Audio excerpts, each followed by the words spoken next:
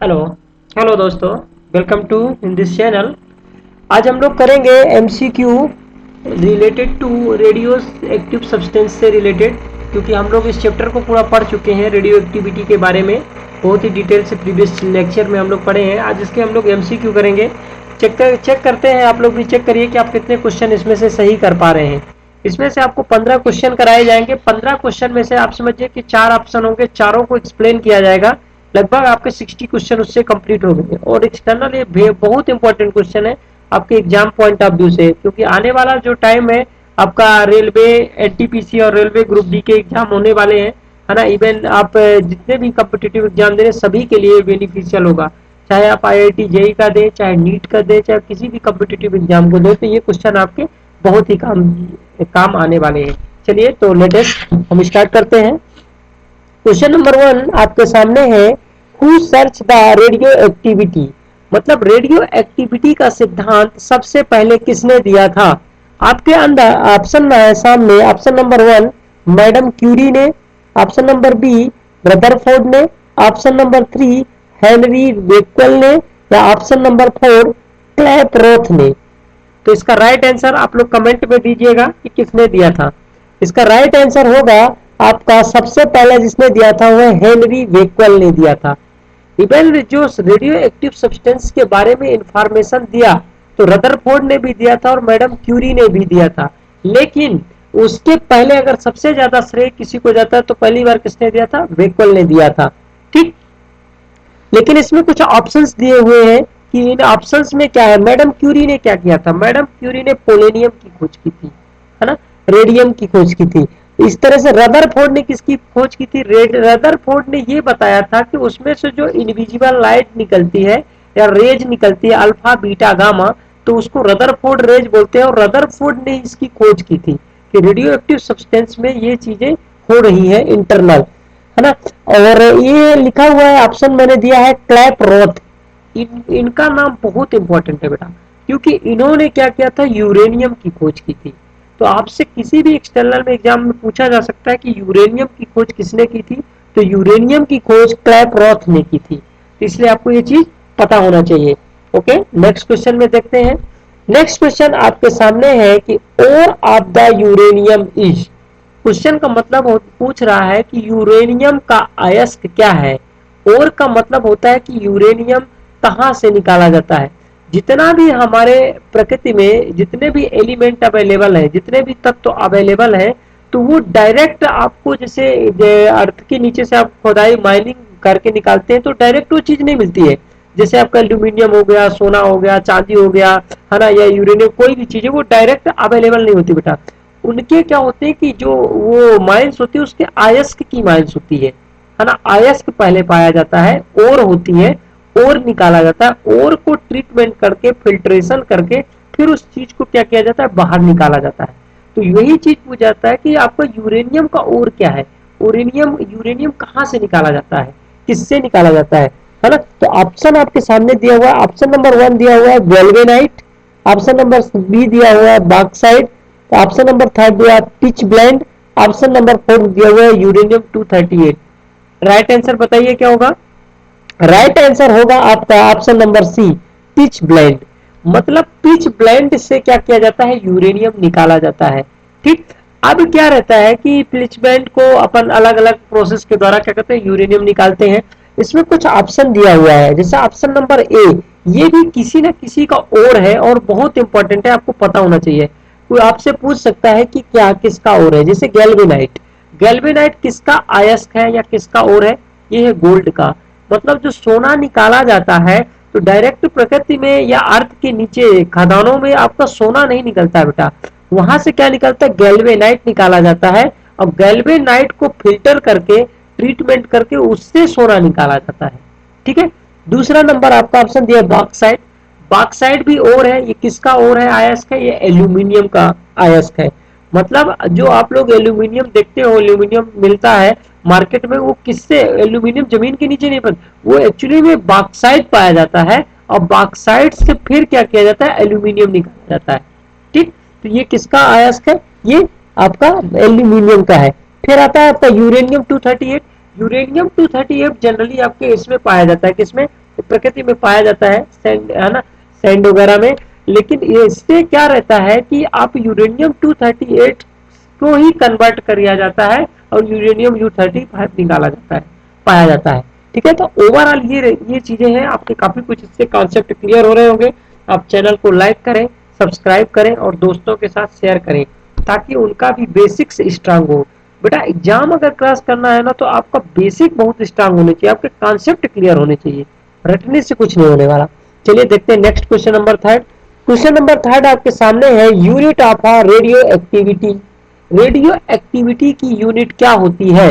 Option number 1 आपके सामने है क्यूरी, ऑप्शन नंबर थर्ड है रदरफोर्ड, ऑप्शन नंबर सेकंड है रदरफोर्ड, ऑप्शन नंबर थर्ड है वेक्वेल, ऑप्शन नंबर 4 है ऑल ऑफ द एबव।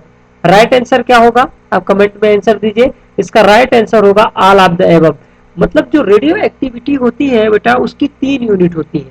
आपका क्यूरी भी उसकी यूनिट है, रदरफोर्ड भी उसकी यूनिट है और वेक्वेल भी उसकी यूनिट है ना। तो रेडियो एक्टिव में याद रखना कि उसकी तीनों यूनिट होती है। जो भी ऑप्शन में, अगर मान लो ये ऑप्शन में एक कोई पूछा होता तो आप उसको टिक करते। यहाँ पे मैंने तीनों यूनिट दे दिया है ताकि बच्चों को पता रहे, और उसका आंसर क्या होगा? All of the above.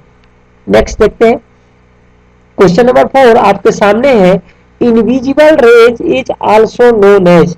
Invisible rays के इज आल्सो नोन एज का क्या मतलब है? आपको पता है कि जो रेडियो एक्टिव सब्सटेंस होता है तो उसका जो न्यूक्लियस होता है ना, जो केंद्रक होता है वो क्या होता है? स्टेबल नहीं होता है। वो क्या होता है? वो विखंडित होता रहता है, वो अनस्टेबल होता है ना। उसके विखंडन के पीछे क्या कारण है? मैंने बहुत ये पूरा डिटेल से लेक्चर लिया है, आप प्रीवियस लेक्चर को देखिएगा।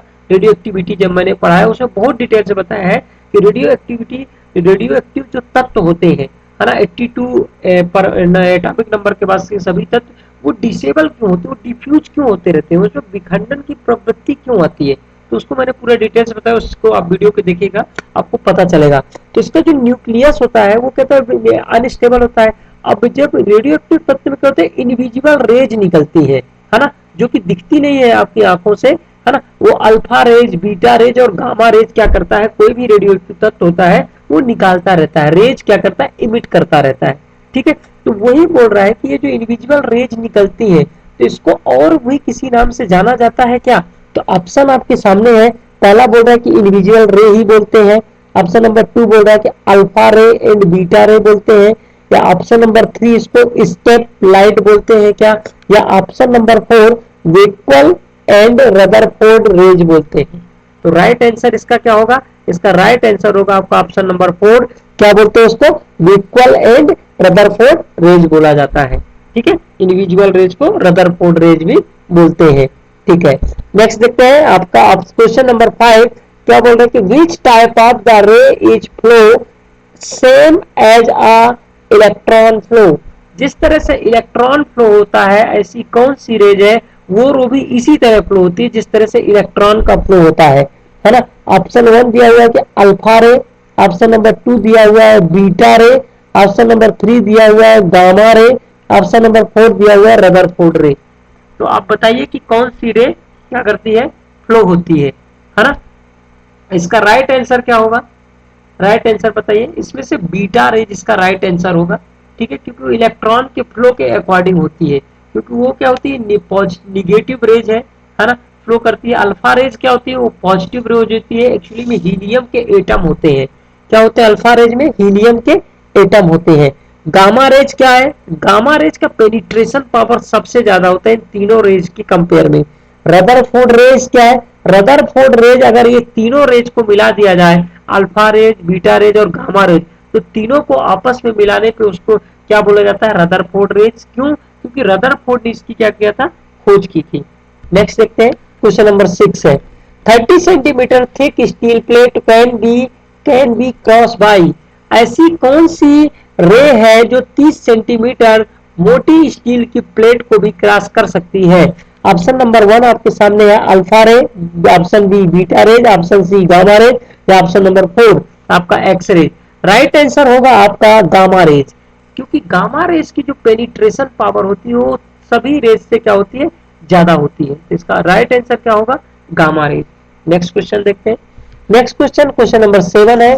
बोल रहे हैं कि nucleus of a radio active substance is option number 1 stable होता है क्या, दूसरा अनस्टेबल होता है क्या, ऑप्शन थर्ड वेरी लूज होता है या वेरी स्ट्रांग होता है। बहुत ही आसान क्वेश्चन है ना। पूछ रहा है कि जो रेडियो एक्टिव सब्सटेंस है, रेडियो एक्टिव एलिमेंट है कोई भी, तो उसका न्यूक्लियस क्या होता है, क्या स्टेबल होता है या अनस्टेबल होता है या लूज होता है या बहुत स्ट्रांग होता है। तो राइट आंसर क्या होगा, बहुत छोटा सा बच्चा सा क्वेश्चन है, कोई भी कर सकता है, ये अनस्टेबल होता है। अनस्टेबल होने के पीछे क्या कारण होता है, अनस्टेबल होने के पीछे कारण ये होता है कि उसमें से जो न्यूट्रॉन वो रहता है, न्यूक्लियस के अंदर दो चीजें पाई जाती है, एक क्या पाया जाता है, प्रोटॉन और एक न्यूट्रॉन। जनरली ये दो दो के पेयर में पाए जाते हैं, है ना। और हर एक की क्या करता है कि दो दो के पेयर में पाया जाता है, और वो अपनी इक्विलिब्रियम पोजीशन में रहने की हर एक एकदम क्या करता है, कोशिश करता है। ठीक है, ये रेडियो एक्टिव जो तत्व है ना, आपके लेंथेनाइट और एक्टिनाइट उसमें सीरीज, एक्टिनाइट सीरीज में पाए जाते हैं। 82 के एटॉमिक नंबर के बाद के सभी जितने भी एलिमेंट है उसमें क्या होता है, रेडियो एक्टिविटी की प्रॉपर्टी पाई जाती है। ठीक, तो ये क्या रहता है कि ये दो दो के पेयर में ना होकर किसी में 3 का पेयर, किसी में 4 का पेयर ऐसा रहता है, ये कारण रहता है कि ये डिफ्यूज होते हैं। दूसरा कारण इनका होता है, एक रेशियो होता है N/P का, न्यूट्रॉन और प्रोटॉन का, उसके अकॉर्डिंग होता है। ये सभी चीजें काफी डिटेल से डिस्कस की जा चुकी हैं आपको, अब प्रीवियस लेक्चर को देखिए, आपका कॉन्सेप्ट क्लियर हो जाएगा।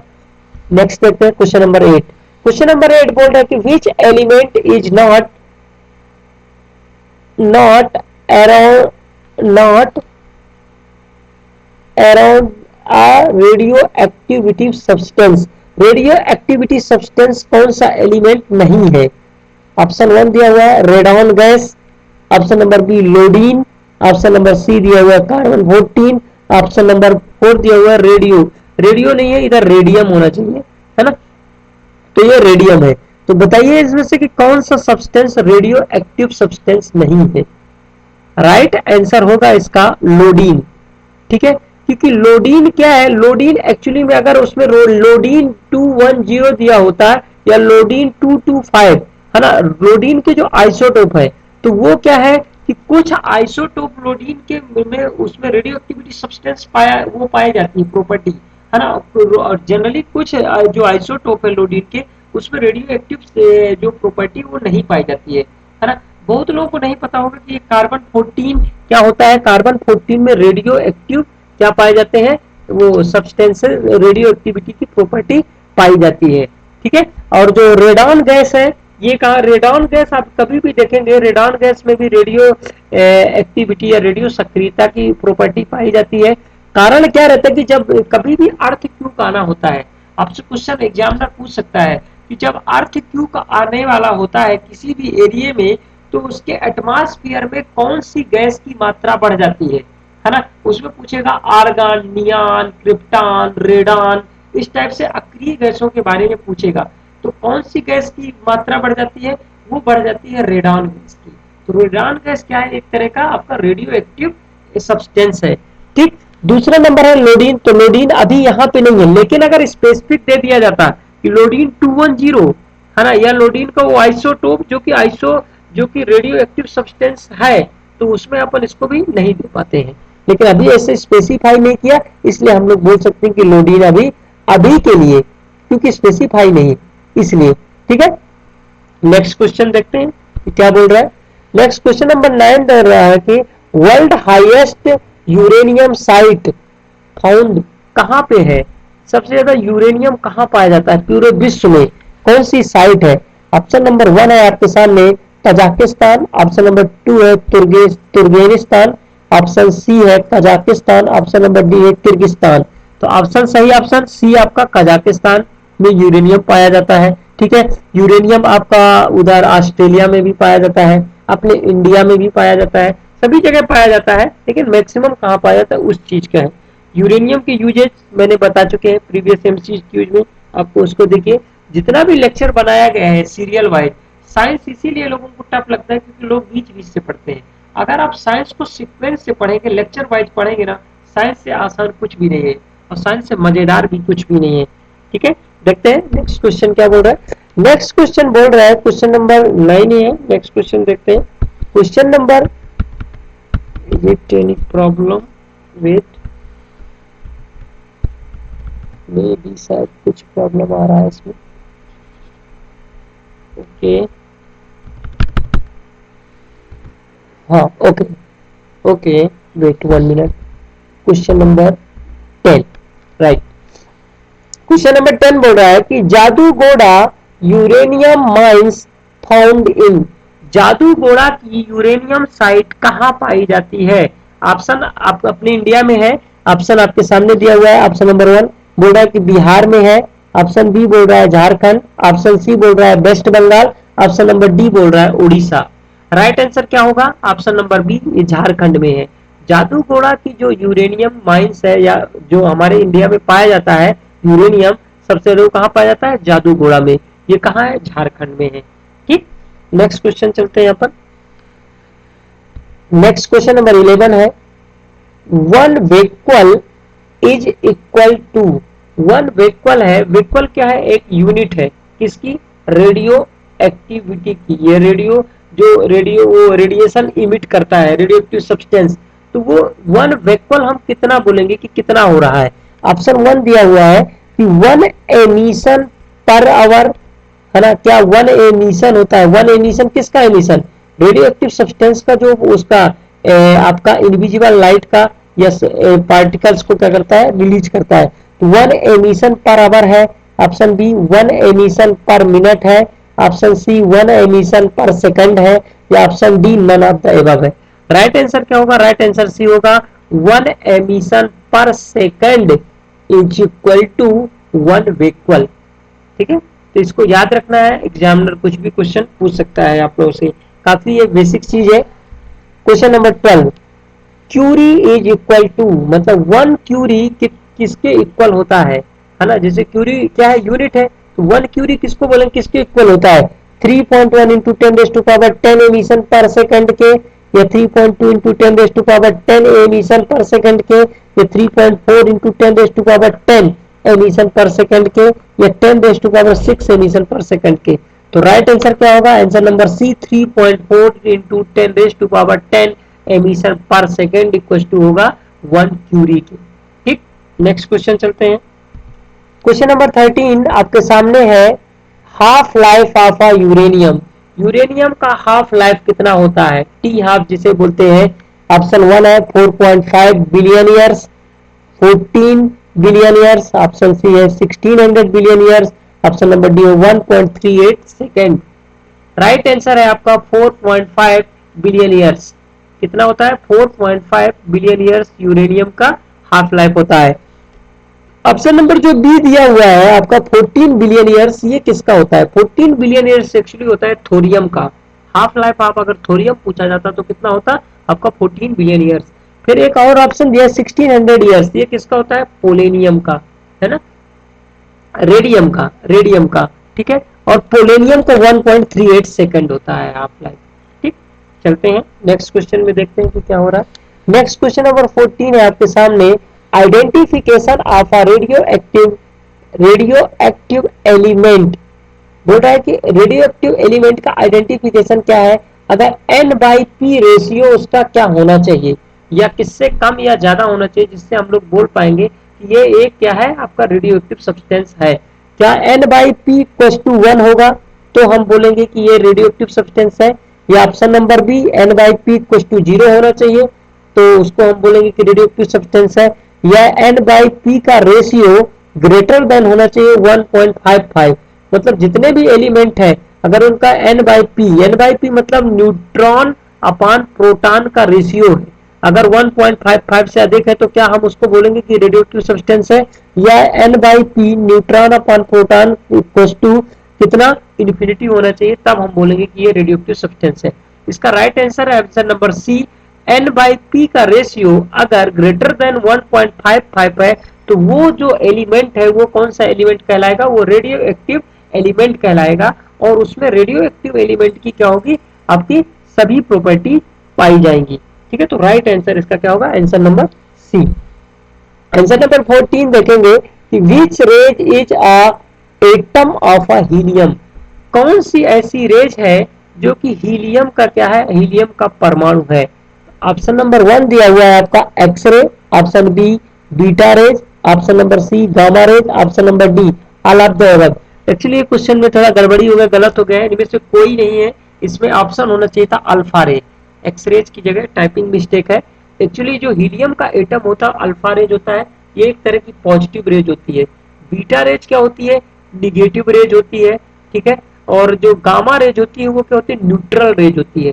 सबसे ज्यादा तीनों में पेनिट्रेशन पावर किसकी होती है, गामा रेज की होती है।